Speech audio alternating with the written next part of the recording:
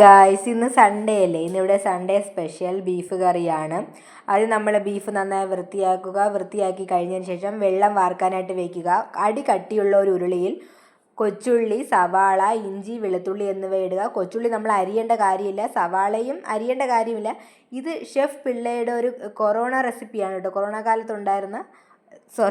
കാലത്ത് അദ്ദേഹം ഉണ്ടാക്കിയ ഒരു ബീഫ് റെസിപ്പിയാണിത്. ഇതിന് ശേഷം നമ്മൾ ഇതിലോട്ട് ബീഫ് ഇടുക.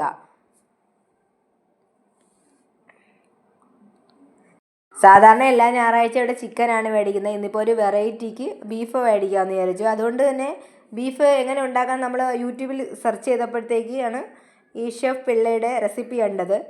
അത് വളരെ ഉപകാരമായി.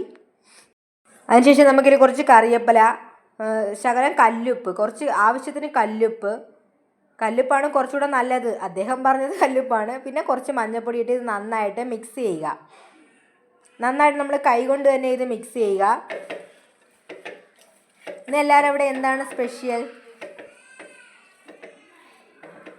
നമ്മളിത് അടുപ്പിലാണ് വയ്ക്കാൻ പോകുന്നത്. അടുപ്പിൽ തീ എത്തിച്ച് ഇത് നമ്മൾ അടുപ്പിൽ നിലവിൽ എണ്ണയൊന്നും ഒഴിച്ചിട്ടില്ല. ഇതെല്ലാം കൂടെ മിക്സ് ചെയ്ത് അടുപ്പിൽ വയ്ക്കുകയാണ്. കുറേ നേരം കഴിയുമ്പോൾ തന്നെ ഇത് അത്യാവശ്യം വറ്റി വന്നിട്ട് നമ്മൾ അതിൻ്റെ ഇടയ്ക്ക് കുറച്ച് പച്ചവെള്ളം ഒഴിക്കുക. ഈ അരിഞ്ഞില്ലെങ്കിൽ തന്നെ സവാളയൊക്കെ നന്നായി വെന്ത് കിട്ടും.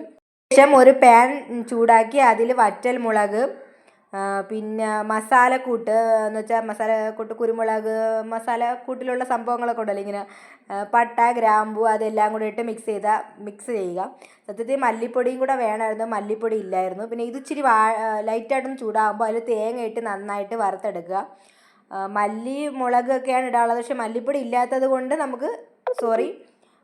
പച്ച മല്ലി ഇല്ലാത്തത് കൊണ്ട് നമുക്ക് മല്ലിപ്പൊടി ഇട്ട് ഇതാക്കാം. അത് നന്നായി വാടി വരുമ്പോൾ നമുക്കത് മിക്സിയിലിട്ട് പൊടിച്ചെടുത്ത് നല്ല മഷി പരുവത്തിലാക്കണം. ആടിയില്ലെങ്കിൽ അത് കുറച്ച് എണ്ണയും കൂടെ ഒഴിച്ച് നല്ല മഷി പരുവത്തിലാക്കിയിട്ട് നമുക്കിത് ഈ ബീഫിലോട്ട് ഒഴിച്ചു കൊടുക്കാം.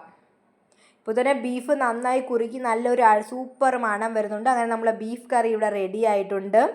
നമുക്കിതിൽ എന്തായാലും നിലവിൽ എണ്ണയില്ല, നമുക്ക് കുറച്ച് വറുത്ത് താളിച്ചു കൊടുക്കാം. ആ മണവും എല്ലാം കൂടെ ആകെ ഒരു സൂപ്പറായിരുന്നു. ഇന്ന് കറിയായിട്ട് സാമ്പാറുണ്ട്, പക്ഷേ ഞാൻ സാമ്പാർ എടുത്തില്ല. ചോറും ബീഫും കിഴങ്ങും കുറച്ച് തൈരും എടുത്തു, അത്രയേ ഉള്ളൂ.